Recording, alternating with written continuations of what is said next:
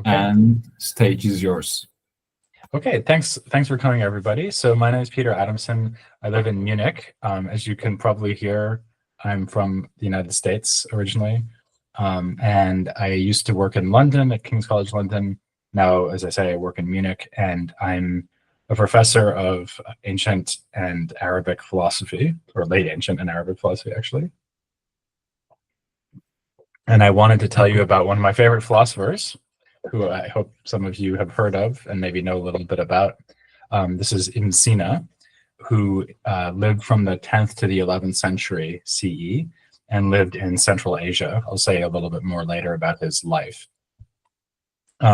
He's really the most important philosopher in the medieval Islamic world, probably the most important philosopher in the history of the Islamic world. And he's quite famous also through his impact on the Latin Christian European tradition, where he was called Avicenna, not Ibn Sînâ, but Avicenna is just the Latinized version of Ibn Sînâ. So one thing that's really unusual about him is that he's extremely influential in both Arabic, also Persian, also Ottoman Turkish, you name it. So all of the whole Islamic philosophical traditions in all of the different parts of the Islamic world. He's very influential on the Islamic side. He's also very influential on the Latin side. And he's really unique in that respect, because the most influential other philosopher from the Islamic world in Latin Christian Europe is Ibn Rushd or Averroes, but he wasn't nearly as influential as Ibn Sînâ in the Islamic world. So it's really Ibn Sînâ who kind of is sort of at the bottom of like two different strands of influence, one on the Islamic side, one on the Christian side. So he's interesting for that reason. He's also interesting and in some ways, at least as famous as a doctor who's known for his work in medicine. I'll tell you a little bit about that as well. He's not the first philosopher who lived in the Islamic world. He's coming from a context where a lot of philosophy had been translated from Greek into Syriac and then into Arabic. Syriac is another Semitic language, as you probably know. This is something that happened from about the 8th to the 10th century under the Abbasid Caliphate. And he's usually reckoned as sort of the third famous philosopher who wrote in Arabic after Al-Kindi and Al-Farabi. So basically Al-Kindi is like 9th century, Al-Farabi's first half of the 10th century, and then with Ibn Sînâ, we're going from the 10th into the 11th century. So all of them are reading Greek texts and translations. None of them were translators themselves. That was mostly done by Christians who were able to read both Greek and write in Syriac or Arabic. But they both read Aristotle and other Greek works in translation and write their own treatises in which they're creatively engaging with these texts that have been translated. As far as Ibn Sînâ goes, he's basically got 5 main influences, and this is in order of importance, I would say. So first of all, Aristotle. So he's always thinking about Aristotle. In most of his philosophical works, you can think of a passage in Aristotle for almost every page that you're reading that it somehow corresponds to or alludes to, even though he's not a commentator on Aristotle. So unlike Ibn Rushd, who wrote these long commentaries on Aristotle, which were very influential, Ibn Sînâ was not a commentator. He was very pleased with his own originality, so he wasn't the kind of guy who would write commentaries, but he's thinking about Aristotle all the time. That's in philosophy. His main source for medicine is Galen, who was a Greek doctor who lived in the 2nd century and whose works were also translated into Arabic as part of the translation movement. Then you have the ancient commentators on Aristotle, so commentaries that were written in Greek starting basically around the 2nd century CE and then up through the 6th century CE, many of whom lived actually in areas that would later be under Islam. So in particular, there was a major school of commentators in Alexandria in Egypt. So he knows a lot of these commentaries, which were also translated. And then, of course, he's read the works of his predecessors among philosophers in the Islamic world, and he's especially influenced by Al-Farabi.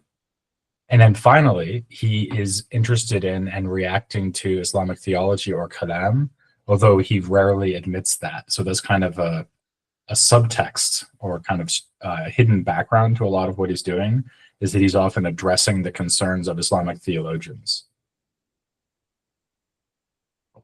And a good example of that is his proof for the existence of God. So I thought I'd give you this kind of upfront because it's one of his most famous ideas.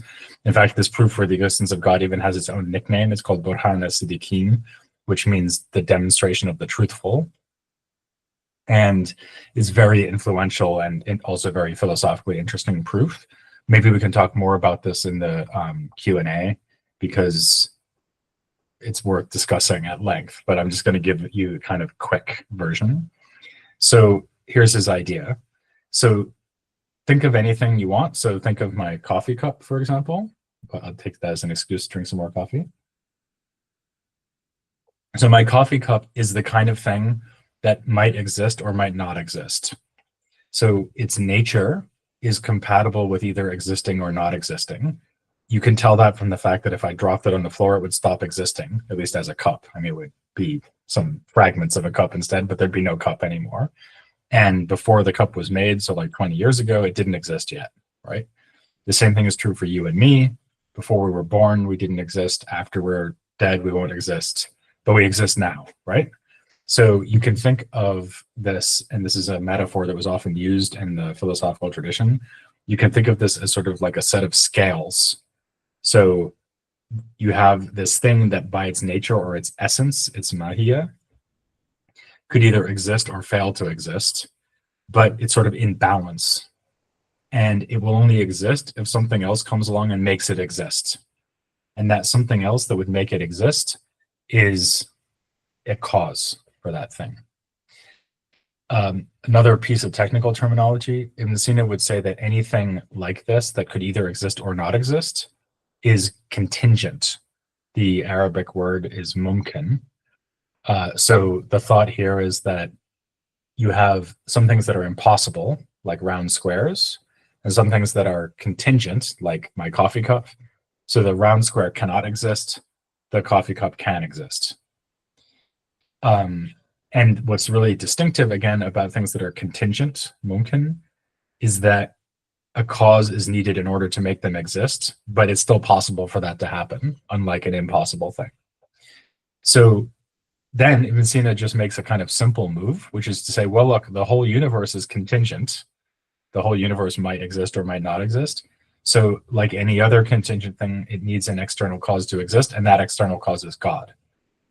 God himself is not contingent because he doesn't have any further cause. He's necessary. He's the necessary existent, wajib al-wujud, and this becomes a kind of standard way of referring to God later in the tradition. So it's a very influential proof, as I say, and it's interesting. So on the one hand, it kind of looks like Aristotle. It's not a proof that you find in Aristotle, but it uses Aristotelian language and concepts. So for example, this word mahiyya is from the translations of Aristotle into Arabic. On the other hand, the whole setup of the problem, like, okay, well, we've got this thing that might exist or might not exist, is something that you can associate with kalam or Islamic theology, because in Islamic theology, there was a big discussion about what the status of something is before God creates it. And that's basically just one of these contingent essences that's kind of in a state of balance, waiting to find out whether it will exist or not. So it's kind of a combination of Aristotelian concerns and Kalam concerns. But on the other hand, it's very original. As I say, it even got its own nickname. It's a real kind of breakthrough in the whole history of proofs of God's existence. There's not that many like genuinely different proofs of God's existence. Maybe there's like 5, and this is one of them. So it's quite an achievement on his part. So that's an example that sort of is intended to illustrate what we're dealing with when we talk about Ibn Sînâ's philosophy. So he's using Greek ideas, he's responding to Islamic theology, and also he's very original. And that's kind of true across his whole work. It's kind of amazing, if you think about it, that he was so influenced by Aristotle, because he's from near Balkh, which is in modern-day Afghanistan. He was actually born in a village which is across the border in modern-day Uzbekistan. So if anyone ever asks you where he's from, you can say he's from the Uzbekistan-Afghanistan border. And he lived his whole life in Central Asia, basically as an itinerant scholar. He's moving from one court to another, and these various warlords and, you know, powerful people are hiring him as a court philosopher and especially doctor. He was already able to get work like this when he was very young, like 18 or 19, because he was such a genius. And in fact, he wrote an autobiography in which he emphasizes how smart he was as a child, and how he would like be assigned to various teachers, and then he would immediately be able to outdo the teacher because he was so brilliant that he could like do math better than his own math teacher within a few months, that kind of thing. So very brilliant guy, also by his own estimation, was very brilliant, but had a rather difficult life. So as I say, he had to keep moving from one place to another. His autobiography tells about how he would, through wars, his bags would be stolen from him. He would lose all his books. At one point, he was put in prison. So it's quite a story, his whole life. There's actually a movie about him called the Doctor, or De Medicus. So yeah, he's quite a figure, and sort of worth reading his autobiography just because it's so interesting to see what life was like then for a philosopher and doctor like this. He was also very prolific. I mean, he wrote a lot, and we have shelves of works by him, in addition to which there are many works that are ascribed to him that aren't really by him because he was so famous. This happens a lot in medieval culture, that if you have a really famous author, then other people write books and pretend that they're by this famous guy because they want to sort of get people to read their books. So they label it as being by Ibn Sînâ, even though it's not by him. But even if you only concentrate on the books we know are authentic, you're talking about thousands of pages of science and philosophy. It's really amazing. One thing that I don't know why, if you read Arabic, you'll probably see this page is backwards. I don't know why the image is backwards.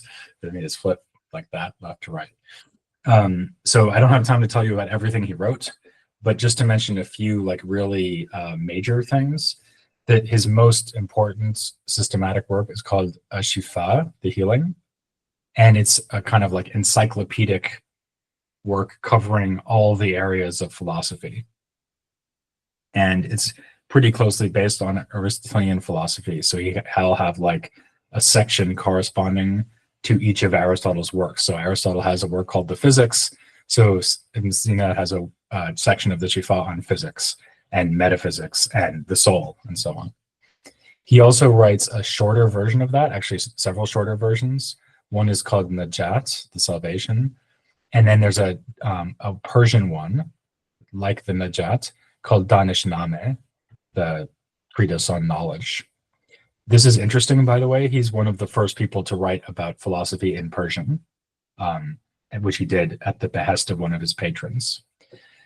Also, this third item here in the upper list, Isharat wa Tanbihat, pointers and reminders, is probably one of his later works and is very interesting because it's an attempt to present his philosophy deliberately in a form that's very difficult to follow.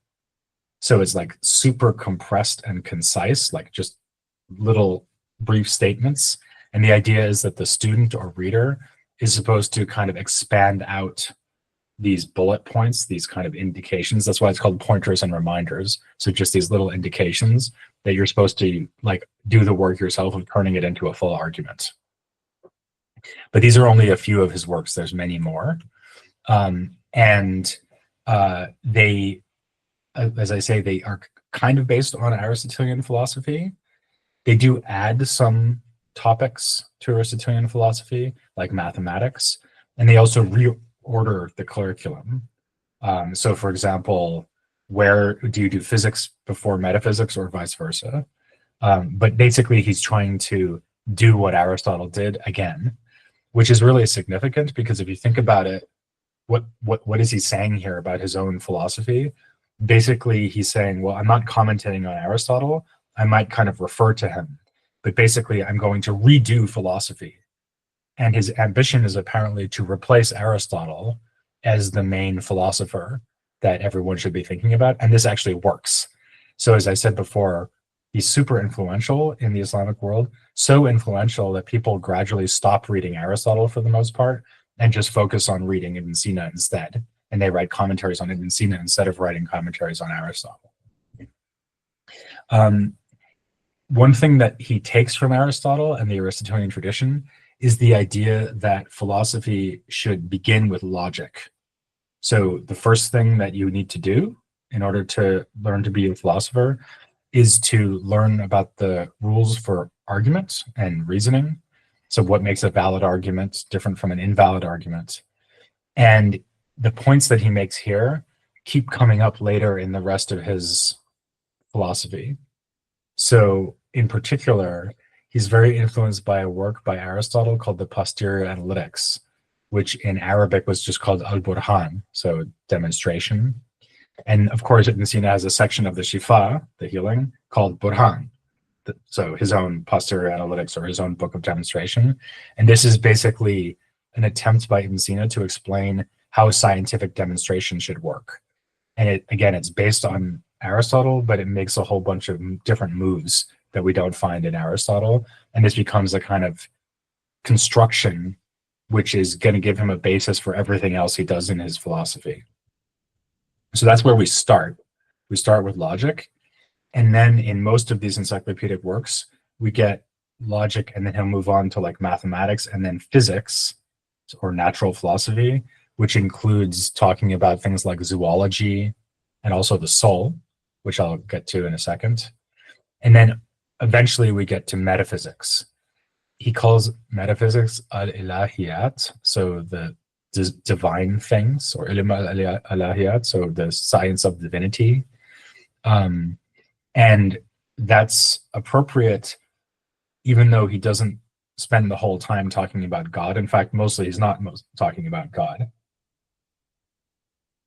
Mostly he's talking about existence.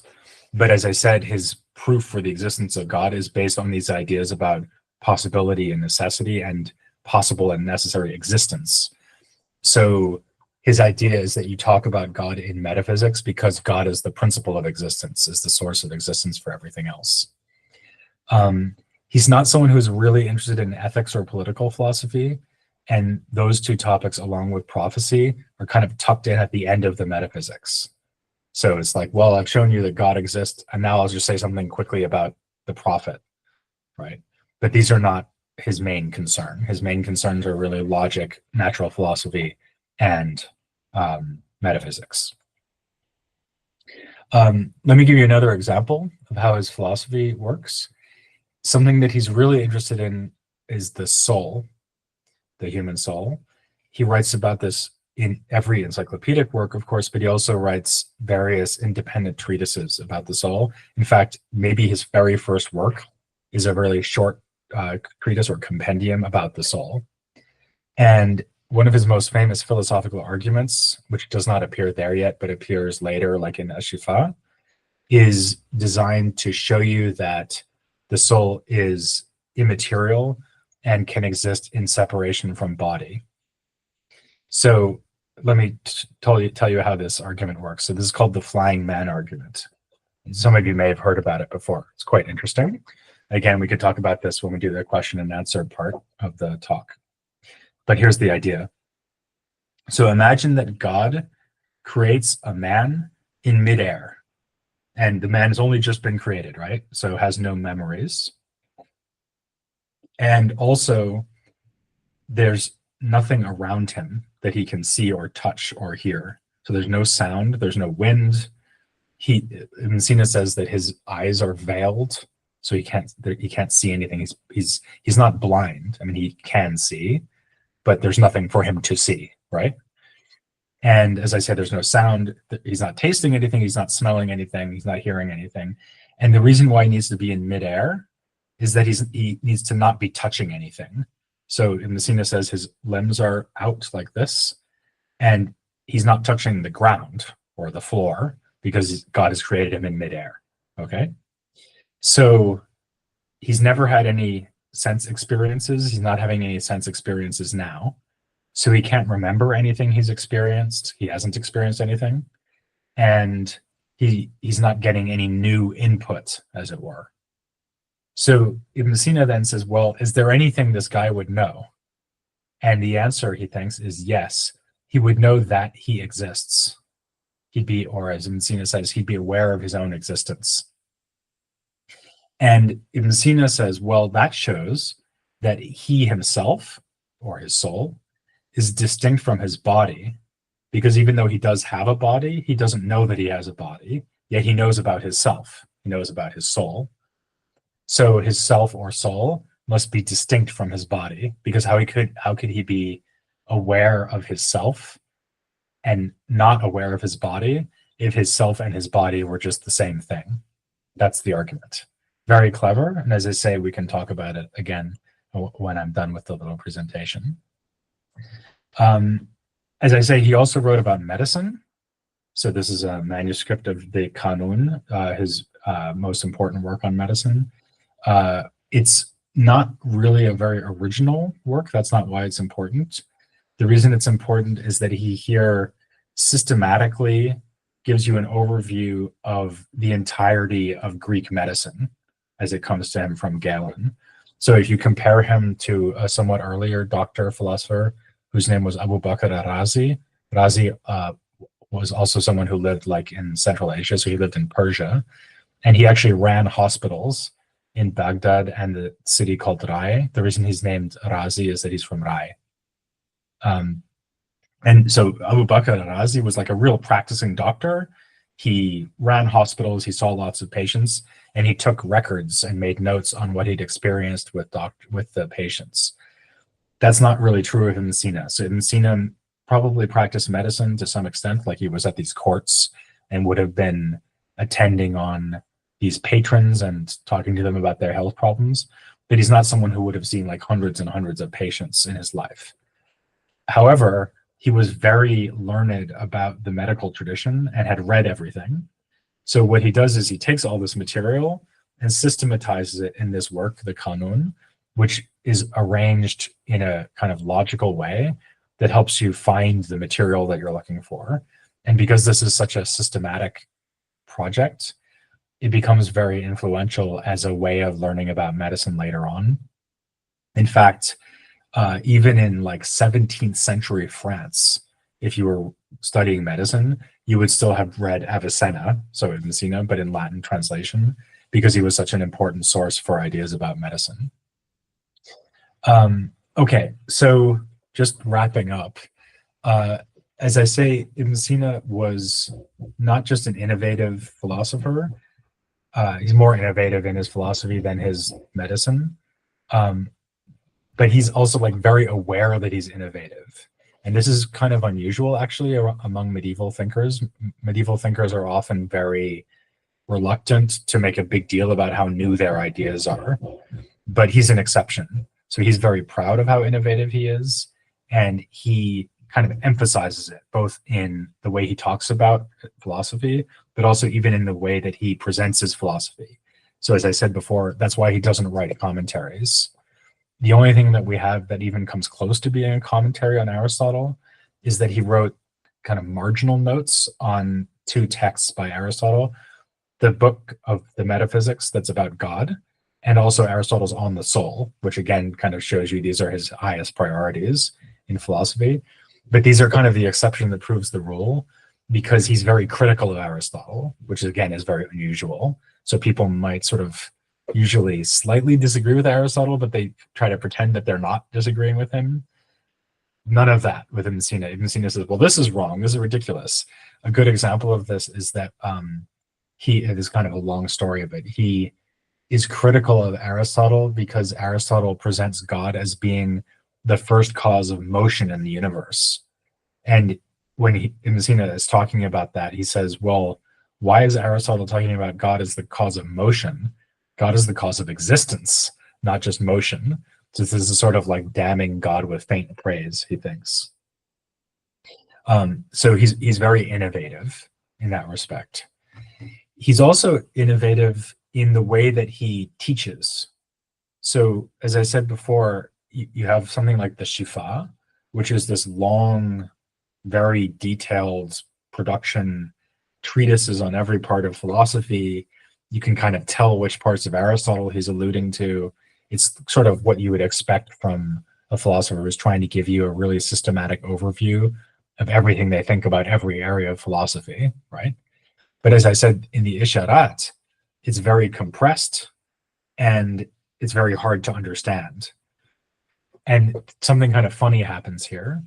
So on the one hand, he seems to have had in mind that this would be for his students, and the students would use it as pointers and reminders, as the title says. So they would like use it to kind of remind them what they've been talking about in class, perhaps. So you have to imagine Ibn Sînâ as a teacher.